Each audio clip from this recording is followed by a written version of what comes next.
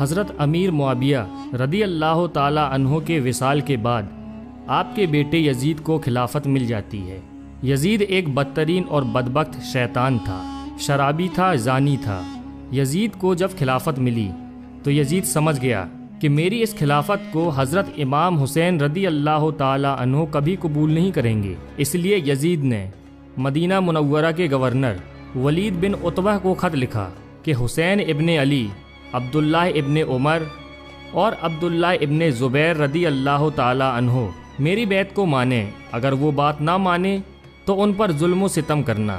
امام حسین رضی اللہ تعالی عنہ نے یزید کی بیعت کرنے سے انکار کر دیا، کیونکہ یزید آپ کے نزدیک مسلمانوں کی امامت اور خلافت کے ہرگز لائق نہیں تھا، کیونکہ آپ جانتے تھے یزید فاسق و فاجر تھا، زانی تھا، شرابی تھا اور ظالم تھا۔ امام حسین رضی اللہ تعالی عنہ مدینہ شریف چھوڑ کر مکہ شریف تشریف لے آئے۔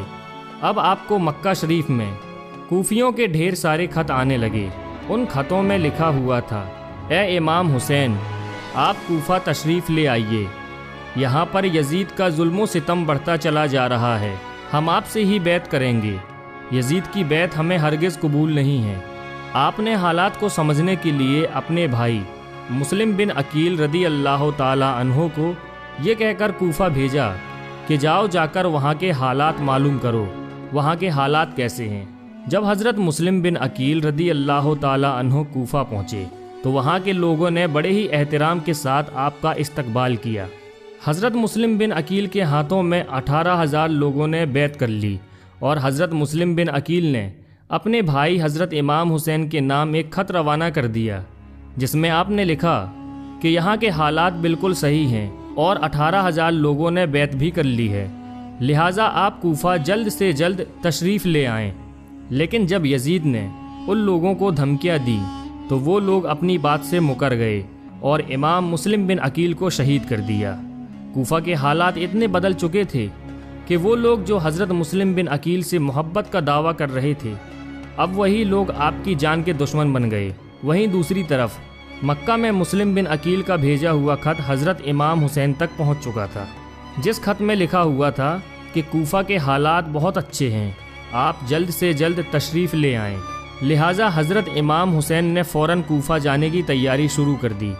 حضرت امام حسین اپنے تمام اہل خانہ کے ساتھ کوفہ کے لیے روانہ ہوئے۔ یہاں امام حسین کوفہ کے لیے چل پڑے۔ امام حسین ابن علی کو حضرت مسلم بن عقیل کی شہادت اور کوفہ کی بے وفائی کی خبر اس وقت ملی جب آپ مکہ شریف سے کوفہ کی طرف روانہ ہو چکے تھے۔ جب آپ کوفہ شہر کے بالکل قریب پہنچ گئے تو آپ کو یزیدی فوج نے روکنے کی کوشش کی۔ حضرت امام حسین نے فرمایا کہ میں تم لوگوں کے بلانے پر ہی کوفہ شہر میں آیا ہوں، اگر تم لوگ چاہتے ہو کہ میں کوفہ میں نہ آؤں تو مجھے واپس جانے دو، میں جانے کے لیے تیار ہوں۔ یزیدی فوج نے حضرت امام حسین کو کوفہ شہر میں داخل نہیں ہونے دیا، لہٰذا حضرت امام حسین نے اپنے پورے قافلے کے ساتھ اپنا راستہ بدل لیا۔ چلتے چلتے جب آپ ایک چٹیل میدان میں پہنچ گئے تو آپ نے ایک شخص سے سوال کیا کہ یہ کون سی جگہ ہے؟ اس شخص نے کہا اس جگہ کو کربلا کہا جاتا ہے۔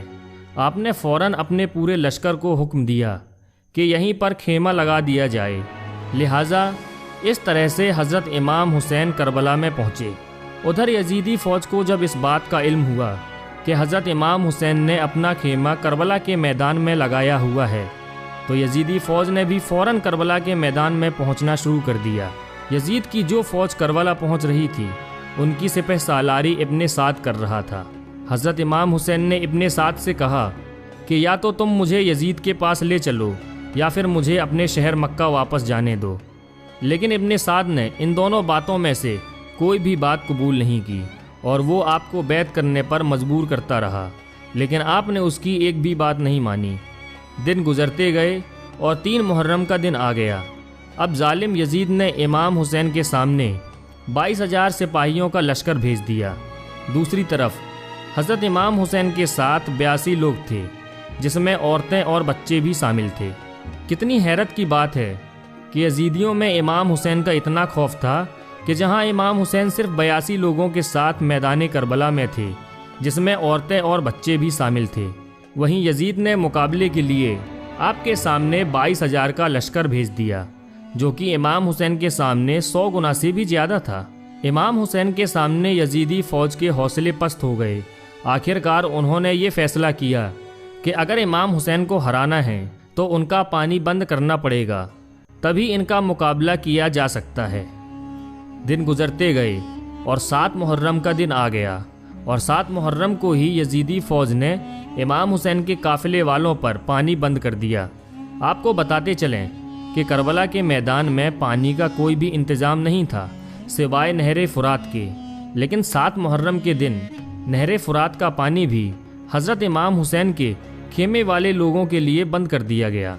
حضرت امام حسین اور ان کے ساتھ موجود تمام جوان لوگ تو اس پیاس کو برداشت کرتے رہے، لیکن چھوٹے چھوٹے بچے اور عورتوں کا پیاس کی وجہ سے برا حال ہو چکا تھا۔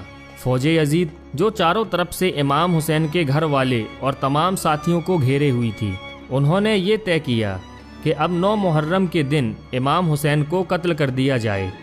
حضرت امام حسین نے حضرت عباس سے کہا، عباس جاؤ یزید کی فوج کے پاس اور ان سے کہو ہمیں ایک رات اللہ کی عبادت کرنے کے لیے دی جائے۔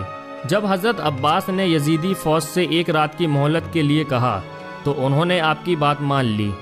جب تک 9 محرم کی تاریخ آئی تب تک حضرت امام حسین کو یہ یقین ہو چکا تھا کہ یزید کی فوج کا مقصد صرف اور صرف مجھے شہید کرنا ہے، اس کے علاوہ یزید کچھ بھی کرنے کے لیے تیار نہیں ہے۔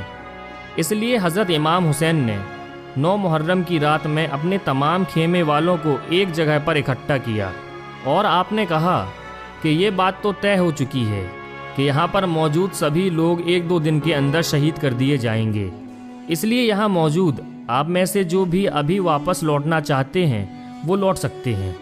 حضرت امام حسین نے فوراً خیمے میں جل رہے تمام دیوں کو بجھوا دیا اور اندھیرا کروا دیا تھا تاکہ جو بھی جانا چاہے وہ بے جھجک چلا جائے۔ تھوڑی دیر بعد جب دیوں کو دوبارہ جلوایا گیا تو سارے کے سارے لوگ بیٹھے آنسو بہا رہے تھے، یعنی کوئی بھی حضرت امام حسین کو چھوڑ کر جانے کے لیے تیار نہیں تھا۔ آخر کار 10 محرم کا دن آیا اور حضرت امام حسین اور یزید کی فوج کے بیچ جنگ ہونا شروع ہو گئی۔ جہاں ایک طرف یزید کی ایک بڑی فوج تھی تو وہیں دوسری طرف امام حسین کے ساتھ صرف 72 لوگ تھے۔ اتنے میں فوج یزید کا حملہ شروع ہو جاتا ہے اور ہر شہید شہادت کا جام پیتا گیا۔ کبھی حر شہید ہوتے ہیں تو کبھی قاسم شہید ہوتے ہیں، تو کبھی علی اکبر شہید ہوتے ہیں، تو کبھی اونو محمد شہید ہوتے ہیں۔ 3 دن کے پیاسے امام حسین کے گھر والے اور تمام افراد یزیدی فوج سے جنگ کرتے رہے اور ایک ایک کر کے شہید ہوتے گئے۔ حضرت عباس علمبردار سے حضرت امام حسین کے 6 مہینے کے بیٹے علی اصغر کی پیاس نہیں دیکھی گئی۔ آپ نے ایک مشکیزہ لیا اور گھوڑے پر سوار ہو کر نہر فرات کے کنارے پہنچ گئے، اور آپ نے ایک مشکیزہ بھر لیا، لیکن جب آپ پانی لے کر واپس لوٹنے لگے تو یزیدی فوج نے آپ کے اوپر لگاتار تیر برسانا شروع کر دیا تھا۔ حضرت عباس جب تک حضرت امام حسین کے خیمے تک پہنچ پاتے تب تک یزیدی فوج نے تیر چلا کر حضرت عباس علمبردار کو شہید کر دیا تھا۔ اس طرح حضرت عباس علمبردار شہید ہو گئے۔ اس طرح ایک ایک کر کے تمام اہل بیت کے نوجوان اور ہاشمی شیر شہادت کا جام پی لیتے ہیں۔ دھیرے دھیرے کر کے جب حضرت امام حسین کے سبھی افراد شہید ہو گئے تو اس کے بعد حضرت امام حسین نے خود میدان میں تلوار لے کر نکلنے کا فیصلہ کیا۔ امام حسین اپنی تلوار سے کافی لمبے وقت تک یزیدی فوج کا اکیلے مقابلہ کرتے رہے۔ حضرت امام حسین کے تنہا ہونے کے باوجود بھی آپ کے مقابلے میں کوئی بھی نہیں آنا چاہتا تھا، اور اس کی صرف ایک ہی وجہ تھی، اور وہ وجہ یہ تھی کہ آپ حضرت علی کے بیٹے تھے۔ اس وقت یزید فوج کے ایک کمانڈر ابن سعد کو یہ یقین ہو چکا تھا کہ ہم کسی بھی طرح سے حضرت علی کے بیٹے کا مقابلہ نہیں کر سکتے ہیں، اس لیے اس نے اپنے تمام فوجیوں کو امام حسین کے اوپر ایک ساتھ حملہ کرنے کا آرڈر دیا۔ تمام لوگ حضرت امام حسین پر ایک ساتھ مل کر حملہ کر رہے تھے، لیکن اس کے باوجود بھی امام حسین لگاتار یہ ثابت کر رہے تھے کہ باطل چاہے تعداد میں کتنا بھی ہو، لیکن وہ حق اور سچ کے مقابلے میں بالکل بھی ٹک نہیں سکتا۔ جب حسینیت اور یزیدیت کے بیچ بڑی ہی خطرناک جنگ چل رہی تھی کہ اسی بیچ میں اچانک سے نماز عصر کا وقت ہو گیا۔ حضرت امام حسین نے ایسے مشکل وقت اور ایسی زخمی حالت میں بھی عصر کی نماز پڑھنے کا ارادہ کیا۔ آپ نے جیسے ہی نماز پڑھنا شروع کیا، یزیدی فوج کو وہ موقع مل گیا جس کا وہ لوگ ایک لمبے وقت سے انتظار کر رہے تھے، یعنی جیسے ہی حضرت امام حسین سجدے میں گئے، شمر جل جوشن نے آپ کی گردن پر تلوار چلا کر آپ کے سر کو جسم سے جدا کر دیا۔ حضرت امام حسین کی شہادت کے بعد یزیدیوں نے آپ کے سر مبارک کو نیزے پہ رکھ کر پورے کوفہ میں گھمایا تھا۔ آپ کے سر مبارک کو گلی گلی میں گھما کر جلوس نکالا گیا تھا۔ کربلا کی اس جنگ میں حضرت امام حسین کے گھر والوں میں سے صرف آپ کی ایک اولاد ہی بچ سکی تھی، جن کا نام حضرت زین العابدین تھا۔ اس کے علاوہ حضرت امام حسین کے گھر کی تمام عورتوں کو قیدی بنا کر کوفہ لایا گیا تھا۔ بھلے ہی اس دن امام حسین کو شہید کر دیا گیا تھا، لیکن آج بھی حضرت امام حسین پوری دنیا میں قیامت تک کے لیے زندہ ہیں۔ یزید ڈوب گیا شام کے اندھیروں میں، حسین چمکے ہیں دنیا میں روشنی کی طرح۔ دوستو، اگر آپ کو یہ ویڈیو پسند آئی ہو تو ویڈیو کو لائک کریں، اپنے دوستوں کے ساتھ شیئر کریں اور ایسے ہی ویڈیوز پانے کے لیے ہمارے چینل کو سبسکرائب کر دیں۔ دوستو، ملتے ہیں ایک اور نیکسٹ ویڈیو کے ساتھ۔ جب تک کے لیے اپنا اور گرد و نواح کے تمام ساتھیوں کا خیال رکھیے گا۔ خدا حافظ۔